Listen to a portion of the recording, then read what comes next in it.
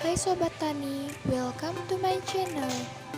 Perkenalkan, nama saya Siti Fatimah dari semester 3 program studi Agribisnis Hortikultura 1. Pada video kali ini, saya akan menjelaskan mengenai penentuan waktu panen yang tepat pada tanaman serai, ruang lingkup penanganan pasca panen pada tanaman serai, dan GHP yang harus diperhatikan dalam penanganan pasca panen tanaman serai di lokasi saya.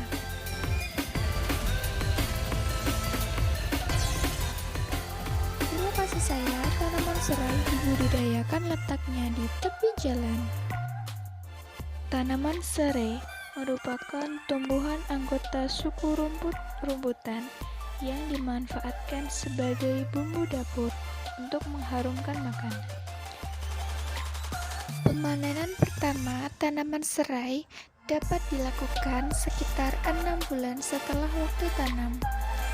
Selanjutnya, jika tanaman serai telah memasuki umur produktif, maka dapat dilakukan pemanenan setiap 2 atau 3 bulan sekali. Tanaman serai yang telah siap panen memiliki ciri fisik, antara lain jumlah daun 6-8 lembar setiap rumputnya. Biasanya, memiliki dan berwarna hijau muda hingga tua. Kemudian, tanaman serai dapat dipanen dengan cara memangkas tanaman serai secara manual menggunakan sabit. Pemangkasan ini dilakukan dengan memisahkan 2-3 cm dari pangkal daun.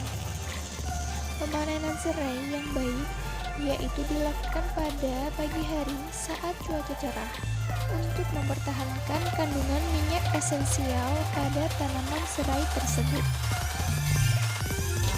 Ruang lingkup dari penanganan pasca panen tanaman serai untuk dijadikan sediaan kering diantaranya adalah: yang pertama, penyortiran awal atau sortasi basah; yang kedua, pencucian dan penirisan; ketiga, perajangan; keempat, pengeringan; kelima, penyortiran akhir; keenam, pengemasan dan pelabelan; ketujuh, penyimpanan. Selanjutnya yaitu mengenai good handling practice atau GHP yang harus diperhatikan dalam penanganan pasca panen dari komoditas biofarmaka tanaman serai.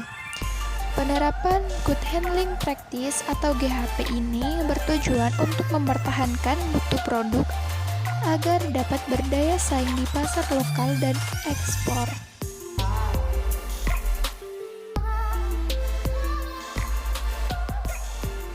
Good handling practice atau GHP dari tanaman serai untuk dijadikan sebagai simplisia daun. Proses penanganan pasca panennya meliputi: yang pertama ada penyortiran awal, bertujuan untuk memisahkan daun serai sesuai dengan kebutuhan dan persyaratan, bebas dari kotoran atau bahan-bahan asing lainnya yang terikut pada saat pemanenan. Yang kedua, ada pencucian dan penirisan. Pencucian ini dilakukan menggunakan air mengalir yang dilakukan sebanyak 3-4 kali. Kemudian daun yang sudah bersih ditiriskan dalam keranjang plastik atau rak pengering. Yang ketiga, ada proses perajangan. Proses perajangan ini dilakukan dengan menggunakan alat pisau stainless yang tajam. Untuk ukuran sendiri, kurang lebih dengan panjang 2-3 cm menyesuaikan dengan kebutuhan. Selanjutnya yang keempat ada proses pengeringan. Proses pengeringan ini bertujuan untuk menjaga kualitas bahan agar tidak mudah rusak dan bahan tahan simpan dalam jangka waktu yang lama serta memiliki nilai ekonomis yang tinggi. Proses pengeringan ini dilakukan menggunakan sinar matahari dan menggunakan oven pengering dengan suhu maksimal 50 derajat Celcius dengan ketebalan tumpukan 3-4 cm.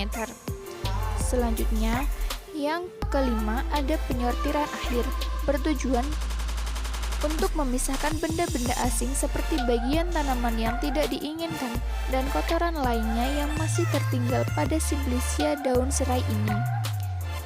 Selanjutnya ada proses pengemasan dan pelabelan. Daun serai yang sudah kering dan sudah diseleksi kualitasnya harus segera dikemas agar tidak terjadi penyerapan kembali uap air. Proses pengemasan ini harus dilakukan secara hati-hati. Pada kemasan produknya diberi label yang ditempelkan pada bagian depan. Label tersebut berisikan nama produk, nomor atau kode produksi, barat bersih, dan tanggal pengemasan. Berikutnya ada tahap penyimpanan. Penyimpanan produk Simplicia daun serai ini dilakukan sebelum dijual dan sebelum diolah lebih lanjut. Gudang penyimpanan harus bersih, suhu kamar tidak melebihi 30 derajat Celcius, dan bebas dari hama gudang.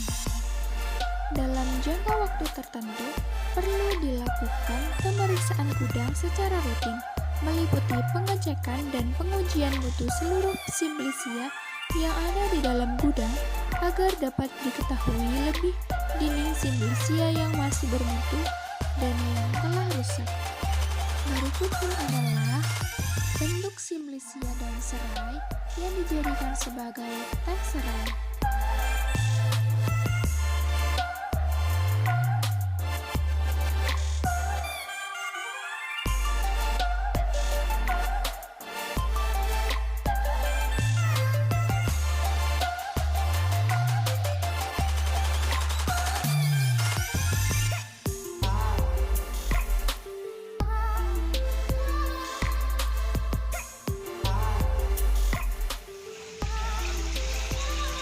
Cukup sekian dari video kali ini. Sampai jumpa di video berikutnya. Wassalamualaikum warahmatullahi wabarakatuh.